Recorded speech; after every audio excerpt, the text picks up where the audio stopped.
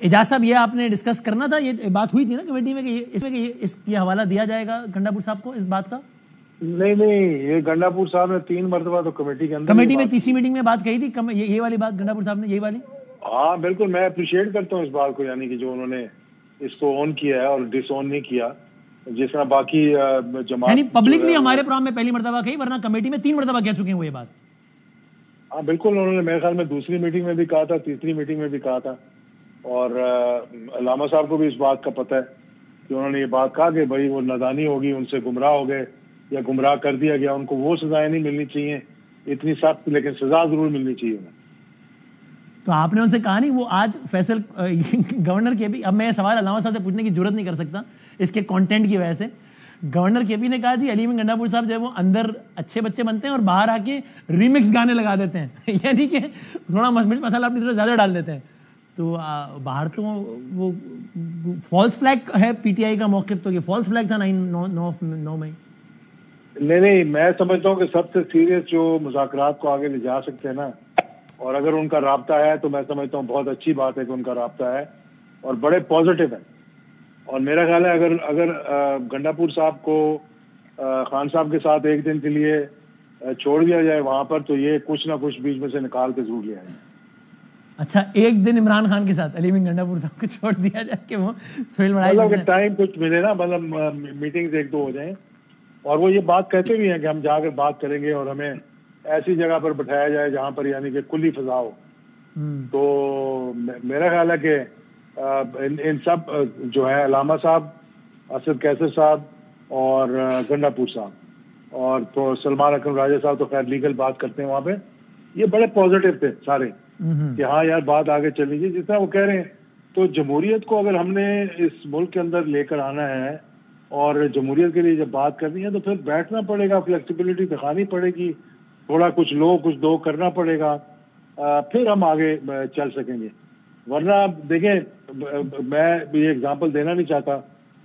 T V کے اوپر, کیونکہ میں نے بہت سے پانی کو گون انڈر دا بریجز دیکھا ہے, اور یہ مطلب مشرف صاحب کے زمانے میں بڑے ایکٹیولی بات چیت کی ہے. بہت ایسے سیاستدانوں کو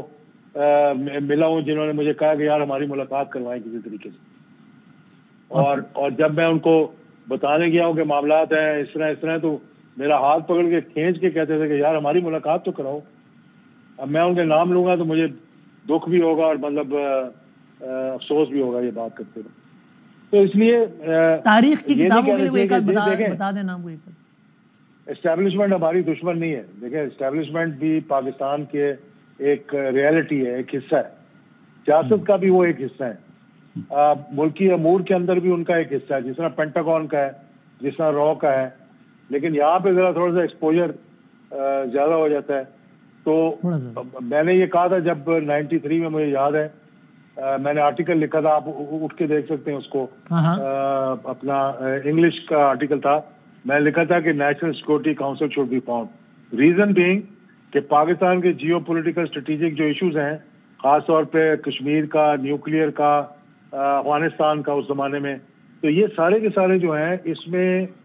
جب تک یہ سارے ایک ایسا پلیٹ فارم ہو جہاں سارے بیٹھے. ایسی ہی کوئی رائے جب جہانگیر کرامت صاحب اس وقت کے آرمی چیف نے نواز شریف صاحب کو دی تھی تو وہ ناراض ہو گئے تھے, ان کو گھر جانا پڑ گیا تھا جہانگیر کرامت صاحب. پھر مشرف صاحب آئے, انہوں نے نواز شریف صاحب کو گھر بھیجا اور پھر نیشنل سیکورٹی کونسل بھی بنائی جس میں اپوزیشن لیڈر بھی بیٹھتا تھا, نہ صرف سیاسی قیادت. مولانا فضل الرحمان نہیں بیٹھتے تھے, بحیثیت اپوزیشن لیڈر. صحیح کہہ رہا ہوں؟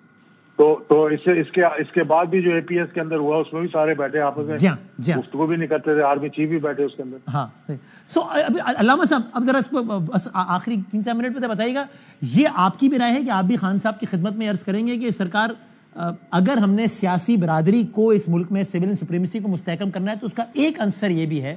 کہ جس طرح بشرا بی بی نے کہا نا, ٹیلی ویژن پہ کہا, سر عام کہا, حالانکہ وہ سمجھتی ہے کہ اسٹیبلشمنٹ بہت ساری چیزوں کی ذمہ دار ہے, لیکن وہ کہتی ہے خان صاحب سب کو معاف کر دیں گے. میں اسٹیبلشمنٹ سے کہنا چاہتی ہوں خان صاحب کسی سے بدلہ نہیں لیں گے. کچھ اسی قسم کی اپروچ سیاسی مخالفین سے متعلق بھی اپنائیں تاکہ کم از کم ساتھ چلنے کا رستہ تو بنے کچھ. یہ تو کوئی بات نہ ہوئی کہ آپ وزیر اعظم ہیں لیکن آپ کشمیر کے مسئلے پہ بھی اپنی سیاسی قیادت کے ساتھ نہیں بیٹھتے. آپ وزیر اعظم ہیں لیکن آپ کورونا پر بھی ان کے ساتھ نہیں بیٹھتے. اس رویے کے ساتھ تو ملک نہیں چل سکتا نا علامہ صاحب. دیکھیے میرے خیال میں تھرڈ ورلڈ کنٹریز کے اندر سیاستدان جیلوں میں جاتے ہیں اور جیلوں میں جانے کے بعد کافی وہ تجربہ ان کو حاصل ہوتا ہے, سیکھتے بھی ہیں. میرے خان صاحب سے جب بات ہوئی ہے انہوں نے کہا میرے پر 2 دفعہ اٹیمپٹ کی گئی ہے قتل کرنے کی، میں معاف کرتا ہوں، میں اب جس نے مجھے ذاتی تکلیف دی ہے میں کسی کو بھی اس سے بدلہ نہیں لوں گا۔ میرے خیال میں دیکھیں آپ چیزوں کو جو ہے نا تھوڑا سا وقت دیں، موقع دیں، جب وہ باہر آئیں گے میرے خیال میں بہت سی چیزیں پہلے کی نسبت بدلی نہیں ہوں گی۔ وہ خان صاحب چاہیں گے کہ پورے پاکستان کو آگے لے کے بڑھنا ہے نا، تو ابھی وہ خود کہہ رہے ہیں کہ پولیٹیشین سے ملیں، اپوزیشن پارٹی سے اب ملیں، اور ملاقاتیں ہو رہی ہیں۔ ہم اس دن شاہد خاقان بھائی صاحب سے ملے، اس کے بعد مصطفیٰ نواز کھوکر سے ملے، ابھی آپ نے خبر دی ہے کہ مولانا صاحب سے ملاقات ہونے جا رہی ہے، اور باقیوں سے بھی مل رہے ہیں، جی ڈی اے والوں سے مل رہے ہیں۔ تو ایک سر وہ تو اس لیے کہ ان کا بیانیہ سوٹ کر رہا ہے نا خان صاحب کو، وہ وہی باتیں کر رہے ہیں، ورنہ کل کو